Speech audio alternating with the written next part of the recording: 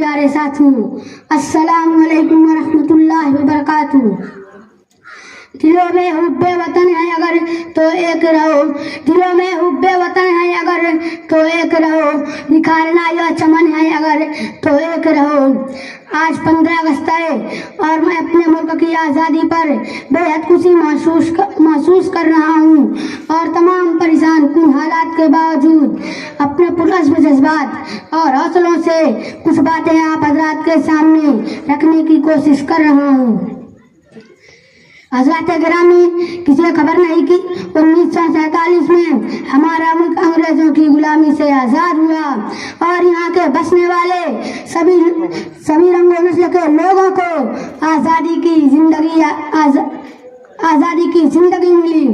मेरे मोहतरम बुजुर्गों और दोस्तों, हिंदुस्तान की तारीख रोशन गवाह है। जब भी हिंदुस्तान को खून की जरूरत पड़ी तो सबसे पहले मुसलमानों ने ही पेशकदमी की और जब भी हिंदुस्तान पर सालिमियत का खतरा लाहिक हुआ तो मुसलमानों ने आगे बढ़कर इसके मुहाफिज और पासबान बन गए। हिंदुस्तान की ताबील एक अरसे तक अंग्रेजी साम्राज्य के चंगुल में गिरफ्तार रहा। ईस्ट इंडिया कंपनी ने साजिश करके हिंदुस्तान पर कब्जा कर लिया और यहाँ की आजाद खुद मुख्तार हुकूमत और अवाम को अपना गुलाम और महकूम और गुलाम बना लिया था। इस मुल्क को अंग्रेजों से आजाद कराने के लिए हुजूर शाह, उलमा किराम, मुसलमान उम्मा, सभी मजहब के लोगों ने बहुत कुर्बानियां दी और फिर 15 अगस्त 1947 में हमारा मुल्क आजाद हो गया।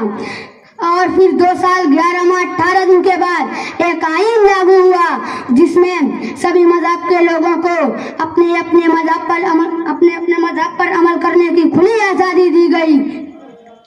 अपने मजहब पर अमल करने के लिए कोई किसी को रोक नहीं सकता, लेकिन इधर चंद सालों से इस आईन को खत्म करने की बात की जा रही है। सबसे ज्यादा मुसलमानों को सताया जा रहा है, तो कभी मोमिन सिंह के जरिए, तो कभी गाय के नाम पर, तो कभी नमाज पर पाबंदी, तो कभी आजान पर पाबंदी।